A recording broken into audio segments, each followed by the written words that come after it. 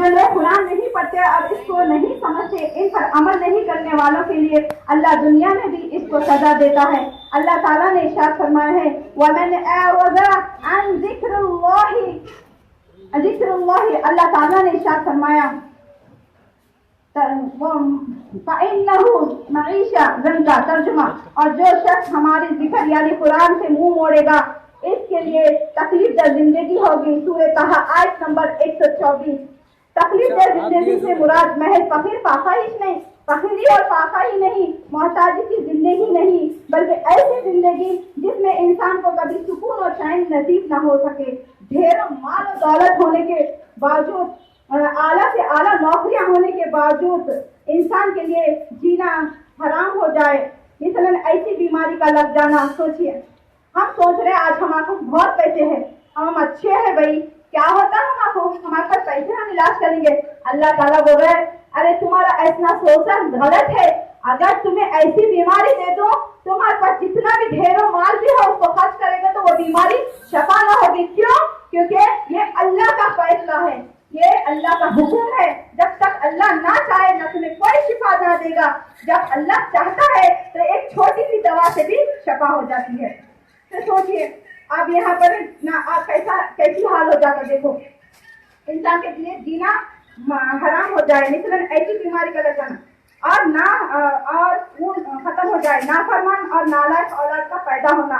سوچتے ہیں کہ ہماری اولاد آج ہماری نافرمانی کری، کیوں آخر کیوں کر رہی ہے نافرمانی؟ کبھی ہم غور فکر کریں، کیونکہ ہم نے ہمارے بچوں کو صحیح تعلیم نہیں دی، اپنے قرآن جو قرآن ہے اس کو بچوں کو بتائے نہیں۔ بیٹے دیکھو جب بچہ چھوٹا ہوتا ہے تو ماں سکھاتی اے فور ایپل، بی فور بال، یہ پپا ہے یہ ممی ہے، لیکن کبھی سوچی الف بیٹے یہ الف سے اللہ ہے، با سے بسم اللہ، اگر اسے چھوٹے چھوٹے کلمے سکھاتی اور قرآن کی تعلیم دیتی تو آج وہ بچہ کیا بنتا؟ بولے سوچو، آج وہ بچہ قرآن کی تعلیم سیکھ کر لوگوں تک پہنچاتا۔ سوچو ایسے والدین جو اپنے بچے کو صحیح طریقے سے قرآن کی تعلیم دیتی ہے، اور ایسے بچے جو آخرت میں ایسے والدین کے لیے سوچو کیا ہے، ایسے والدین کے لیے ایسا سونے کا ایسا تاج پہنایا جائے گا اللہ تعالیٰ جس کی چمک سورج سے بھی زیادہ ہوگی۔ یعنی کہ مثال ایسی کہ ایک گھر پہ سورج آ کے ٹھہر گیا تو ہم اندازہ لگا سکتے اس کی روشنی اس طریقے سے، اور جنت کے ایسے لباس پہنائے جائیں گے جس کی قیمت ساری دنیا کی قیمت بھی پھیکی پڑ جائے اس طریقے سے۔ اور جو قرآن نہیں پڑھتا نہ یہ کبھی اپنی ماں باپ کو اہمیت دیتا ہے، نہ بہن کی کوئی اہمیت نہیں ہے، لوگوں کا بھائی کی اہمیت نہیں، کیونکہ وہ اللہ کے ساتھ ہی صحیح نہیں ہے تو انہیں دوسروں کے ساتھ کیا صحیح رہتا بولو۔ اور انسان کے لیے اب یہاں پر یہ ہے کہ یہاں ایسے چیزیں مسئلے ہو جاتے ہیں کہ جیسے کہ ایسے کیسوں میں پھنس جاتا ہے کہ اس سے نکلنا بے حال ہو جائے، اور ایسے چیزیں جیسے کہ اللہ تعالیٰ بول رہے ہیں کہ وہ اپنے مال کی حوث میں اتنی مال کی حوث پیدا ہو جاتی کہ اپنے مال میں ڈوبتے چلے جاتا، اماں میرے کو پیسے آنا، اور اپنی بیوی بچوں کو کچھ خیال نہیں کرتا۔ ایسے لوگوں کیا ہے، ایسے لوگ گمراہ ہو جاتے ہیں۔ اور اللہ تعالیٰ کیا بول رہے ہیں معلوم ہے؟ قرآن مجید سے اعراض کی سزا، یہ قانون ہر انسان کے لیے۔ اب ان لوگوں کے لیے کیا سزا ہے؟ ہاں وہ کوئی بادشاہ ہو، سوچنے کے لیے قرآن کا حق خالی ہم لوگوں کے لیے ہے نہیں، چاہے وہ بادشاہ ہے یا فقیر ہو یا پڑھا لکھا ہو یا گورا ہو یا کالا ہو یا امیر ہو یا غریب، مرد ہو یا عورت، تمام لوگوں کو اللہ کے قانون کے مطابق، اللہ کے قانون کے حساب سے ہی چلنا ہوگا۔ اگر یہ اللہ کے قانون سے ہٹ کے چلیں گا تو یہ کبھی نہ دنیا میں سکون ملے گا نہ اسے آخرت میں سکون نہیں ملے گا۔ سوچے یہ دنیا تو فانی ہے، ایک دن تو ہم کو اللہ کے پاس جانا ہے۔ کتنی ہے عمر کی عمر؟ اللہ کے رسول نے کیا کہا؟ عمر کی عمر کتنی ہے؟ 60 سے 70 سال۔ سوچو کبھی کبھی تو جلدی مر جاتا ہے، کبھی کبھی ایسا ہو جاتا ہے۔ اللہ کے رسول نے کہا کہ موت آدھی نیند ہے، اور نیند آدھی موت ہے، اور معافی چاہتی ہوں، نیند آدھی موت ہے اور موت پوری نیند ہے۔ سوچے ہم اچھا کام نہیں کرتے، نہ قرآن کی تلاوت کرتے ہوئے اسی طرح سے ہماری موت آ گئے تو کیا ہوگا؟ کیا جواب دیں گے ہمارے رب کے سامنے؟ کیا کر کے آئے بولے تو کیا بولیں گے؟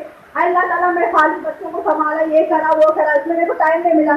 اللہ تعالیٰ بولتے ہیں جس کو ٹائم نہیں ہے میرے دین کے آتے ایسے لوگوں کو میرے پاس ٹائم نہیں ہے، ایسے لوگوں کو اللہ تعالیٰ دیکھتا بھی نہیں، پلٹ سے دیکھتا بھی نہیں، وہ تو چھوڑو جو جنت میں ڈالنے کی بات۔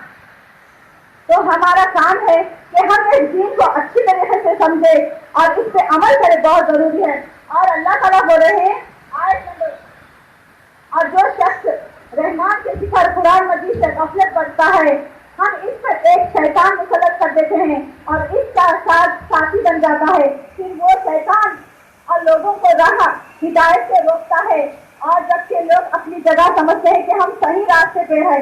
سوچو جو قرآن کی تلاوت نہیں کرتا، اللہ تعالیٰ ایسے لوگوں پر ایک شیطان ان کا ساتھی بن جاتا ہے۔ کیوں؟ کیونکہ یہ قرآن نہیں پڑھتے، اگر قرآن پڑھتے تو یہ شیطان بھاگ جاتا ڈر کے، یہاں پر قرآن کی تلاوت ہو رہی بولتے۔ اور اللہ کے رسول صلی اللہ علیہ وسلم نے کہا ہے سورۃ السجدہ جو ہے نا عشاء کے بعد پڑھی جاتی ہے، جو شخص سورۃ السجدہ پڑھتا ہے نا، شیطان بہت روتا ہے، اتنا روتا ہے کونے میں جا کے بولتا ہے کہ یہ سلسلے کے واسطے آج میں کہاں جنت سے نکالا گیا۔ تو ہم پہ فرض ہے کہ ہم عشاء کے بعد سورۃ السجدہ، سورۃ الملک، ایسے سورۃ المزمل ایسے آیتوں کو پڑھ کر سوئے اور تمہاری حفاظت ہو جاتی ہے۔ کیسی حفاظت ہوتی ہے کیا پتا ہے ہم کو؟ اللہ تعالیٰ بولے کہ فلق اور ناس یہ دو صورتیں بھی اللہ تعالیٰ آسمان سے، یہ دو صورتیں بھی آسمان سے اتارے ہیں، ایک ساتھ اتارے ہیں۔ اگر کوئی بندہ اس کو سچے دل سے اور نماز کے بعد پھونک کے اپنے آنکھ پورے جسم پہ پھیر لے تو اللہ تعالیٰ بولے کہ ایسے بندوں کے ساتھ ایک فرشتہ مقرر کرتا ہے۔ سوچو کیسا، کس طریقے سے حفاظت کی جاتی ہے۔ سوچو ایک زہریلا کیڑا بھی اگر تمہارے پاس آیا تو فرشتہ ایسا پکڑ کے ایسا ہٹا دیتا، ایک فرشتہ کیا کرتا ہے وہ کیڑے کو بھی ہٹا دیتا۔ اگر کوئی چور تمہارے گھر میں آ رہا تو اس کی آنکھوں کی روشنی چھین لیتا، وہ چور دوسری جگہ چلے جاتا۔ ایسے ہر بلائے زمین آسمان کے جو بھی بلائے ہیں وہ اس سے حفاظت ہو جاتی تمہاری۔ یہ اللہ کے رسول صلی اللہ علیہ وسلم کی حدیث ہے کہ اللہ کے رسول صلی اللہ علیہ وسلم سے جب جادو کیا گیا تو یہی دو آیتیں کہ پڑھ کر کے جبرائیل علیہ السلام نے سکھایا تھا کہ یہی دو آیتیں کہ پڑھ کر کے دم کر لیتے تھے۔ حضرت عائشہ رضی اللہ تعالیٰ عنہا ان پہ پڑھ کر کے پھولتی تھی۔ تو ہمارا بھی کام ہے کہ ہم بھی قرآن کے ذریعے سے اپنے آپ شفا جو بھی ہے اللہ سے دعا کریں، اللہ کو بیماری دور کیا اور اس کو اچھا بھی کرنے والا کچھ ہے، یہ عقیدہ رکھے تو اللہ تعالیٰ ضرور کامیابی دے گا۔ اور لیکن ہم کیا کرتے ہیں، بڑے بڑے باباؤں پر جا کے پیسے خرچ کر دیتے، سوچنے کی بات ہے یہ بابا اچھا کر رہا، وہ ارے کوئی کچھ بھی اچھا نہیں کر رہا، تم لوگوں کا مال کھا لے رہا، اصل تمہارا جو بھی پیسہ ہے ناحق کھا لے رہا۔ اللہ تعالیٰ بول رہے ایسے جو ناحق پیسہ ڈالے گا نا وہاں پر اللہ تعالیٰ ایسا جہنم میں ڈالیں گا، ایسی محنت کریں گے تو پھر ناحق مال کھا رہا نا، مال دے دے رہے، لٹا دے رہے، اس میں اس میں ایسا لیکن دین کے کاموں کے لیے پیسہ نہیں ہے۔ ہم کیا کرتے ہیں 10 روپے مسجد کو دیتے ہیں، ارے حالانکہ مسجد والے جب آتے ہیں تو 10 روپے دیتے ہیں، لیکن سوچنے کی بات ہے ہم دین کے راستے ہمارے پاس پیسہ نہیں ہے، لیکن ہمارے علاجوں کے راستے بہت سارا پیسہ ان کا سے ادھار اس کا سے ادھار سود لے کر ایسا لے کے وہ 10 پیسے ہیں ہمارے پاس، سوچنے کی بات ہے نا۔ تو اللہ تعالیٰ بول رہے ہیں ایسے لوگوں کو کیا ہے اس کی نہ شفا ملے گی نہ کچھ ملے۔ پہلے یقین رکھے کہ ہمارا رب ہی ہمیں بیماری دیتا ہے اور وہی ہمیں شفا دیتا ہے۔ اور سوچیے آپ قرآن کے متعلق آخری بات ہے میری کہ جب شیطان یہاں پر میں قرآن سورۃ الزخرف آیت نمبر 36 اور 37 کی جو آیت تھی نا میں نے تلاوت قرآن کے ذریعے نہیں کی، خالی اس کا ترجمہ کہا ہے۔ تو بولیے کیسا شیطان کیسا انسان کو بھٹکاتا ہے۔ سوچو جیسا کہ آپ تمام لوگوں کو معلوم ہے کہ بنی آدم کو جب اللہ تعالیٰ نے پیدا کیا تھا تو اللہ نے سجدے کا حکم دیا تھا، سارے فرشتے سجدے کرے، لیکن شیطان غرور آ کر سجدہ نہیں کرا۔ اس کی وجہ سے اللہ تعالیٰ نے شیطان کو کہا مردود، ابلیس، حالانکہ اس کا نام عزازل، دنیا کا بڑا عالم تھا، وہ اتنا بڑا عالم تھا کہ سارے بول رہے ہیں ایک بار اگر اس کی آنکھوں میں دیکھ لے تو وہ علم حاصل ہو جاتا تھا، ایسا عالم تھا وہ۔ لیکن کیا ہوا معلوم، وہ اس کو تکبر آ گیا، تکبر غرور، انا کرنا، پیسوں کا غرور، لوگوں کو پیسوں کا غرور رہتا۔ لیکن کیا ہے یہ غرور کیا کر دیتا معلوم، قیامت کے دن تمہارا جسم چمٹیوں کا جیسا بنا دیتا، اس میں کچلے جائیں گے ہم۔ یہ غرور کس کی نشانی ہے؟ شیطان کی نشانی ہے۔ تو اسی طریقے سے کیا ہے آدم کہ ہمارا دشمن کیوں ہے؟ کیونکہ انہیں اس نے سجدہ نہیں کیا، کیونکہ اللہ کی بات تھی پھر بھی نافرمانی کرا. دیکھو اللہ کی بات تھا، حکم تھا کہ تم سجدہ کرو، پھر بھی نافرمانی کر کے بولتا اے اللہ میں اس سے بھی بہتر ہوں، یہ ادنا مٹی سے بنا ہے اور میں آگ سے بنا ہوا ہوں. سوچے یہی بات تھی نا کہ میں آگ سے بنا اور میں اسے سجدہ نہیں کروں گا، لیکن اللہ تعالیٰ نے اس کے لیے بولے کہ اے مردود تو نکل جا، یہاں سے نکل جا، اب تو ظالم ہو گئے، یہاں سے نکل جا، جنت سے نکل جا. تو جب یہ بات سنتے ہی شیطان، کوئی بھی انسان خوش ہوتا یہ بات سنتے نہیں، غصہ آتا اور بولتا کہ اے اللہ اس ادنا سے بندے کے، اس ادنا سے مٹی کے جو بندہ ہے نا بنایا ہے نا، تو اس بندے کے واسطے میں تو کیا کرتا تو جنت سے نکال دیا. اب میں اللہ میرے کو بھی ایک وعدہ کر. اللہ نے شیطان کی بھی دعا قبول کر لی. دیکھو دعا کرا کہ اللہ تعالیٰ تیرے جو انسان ہے، جو آدم کی اولاد ہے، اس کو میں بھٹکاؤں گا، ان کے دل میں تھوڑی جگہ دے دے. تو اللہ تعالیٰ بول رہے جا میں نے تیری دعا قبول کر لی اور ایک وقت تک تو ایک مدت تک تو ان کے دلوں میں جگہ دے دی. تو یہ شیطان یہ بات سن کے بولتا ہے اللہ تعالیٰ میں تو بھٹکاؤں گا، بہت بھٹکاؤں گا، آدم کی نسل کو کاٹوں گا. تو اللہ تعالیٰ کیا بولتے معلوم ہے اس کے جواب پہ؟ اے ابلیس، اے مردود، تو ان لوگوں کو نہ بھٹکا سکیں گا جو میری عبادت کرنے والا ہے اور میرا ذکر کرنے والا ہے، صحیح راستے پہ چلنے والوں کو تو بھٹکا نہیں سکیں گا. انہی لوگوں کو بھٹکا سکیں گا جو میرے سے ہٹ کے گمراہ ہے، میری عبادت نہیں کرتے، وہی لوگوں کو تو گمراہ کر سکیں گا. تو سوچ لے اب ہم گمراہ ہوں گے کیا یہ قرآن کو پڑھیں گے؟ سوچو اگر یہ قرآن پڑھو گے نا، دنیا کا کوئی سا بھی مسئلہ ہو جائے، کوئی بھی تکلیف ہو جائے، وہ آسان کر دیتا اللہ تعالیٰ. اس کو گھر سے پڑھ کے نکلے اور اللہ تعالیٰ بول رہے ہیں اتنے اچھے اللہ کے رسول صلی اللہ علیہ وسلم نے تمام دعائیں سکھا دیں. اپن کو ضرورت ہی نہیں کہیں بھی جانے کی، ہر چیز گھر سے نکلنے کی، بیت الخلا جانے کی، ہر وہ جگہ لباس کی، ہر وہ عینت میں دیکھنے کی، ہر وہ دعا سکھا دی ہے. اور سوچتے ہیں آپ کیا کہ گھر سے جب نکلتے ہیں بسم اللہ توکلت علی اللہ لا حول ولا قوت الا باللہ، جب یہ پڑھ کے نکلتے ہیں نا کہ ہماری حفاظت کس طریقے سے ہوتی ہے معلوم ہے؟ ہماری حفاظت شیطان کو دل میں ہے ہمارے، لیکن انہیں کیسا نکلتا معلوم ہے؟ ہم یہ دعا کی وجہ سے اللہ تعالیٰ اس کو دل میں سے نکال کے دور کر دیتے ہیں. اور جب یہ شیطان باہر بھٹکتے رہتا ہے نا، تو وہاں کے جو آوارے شیطانات رہتے نا بولتے ارے تو دل میں تھا نا، تو کیسا نکل گیا؟ تو بولتے کہ اس بندے نے ایسی دعا پڑھی کہ جس کی وجہ سے میرے کو نکالا گیا ہے. ایسی حفاظت ہوتی ہے، گھر تک آئے تک اس کی بندے کی حفاظت ہوتی ہے. سوچئے اے میرے بھائیوں اور میرے پیار بہنوں، دیکھیے غور و فکر کریے ہمارا کیا ہے. دیکھیے آج کل کیسے قیامت کی نشانیاں وہ کیسا ہو رہا ہے حال ہمارا. کیوں؟ کس وجہ سے؟ کیونکہ ہم نے قرآن کا حق ادا نہیں کیا. ہم سوچتے ہیں کہ ہماری زندگی ایسی کھانا پینا پہننا منمانی زندگی ہے سوچتے ہیں، لیکن ایسا نہیں ہے.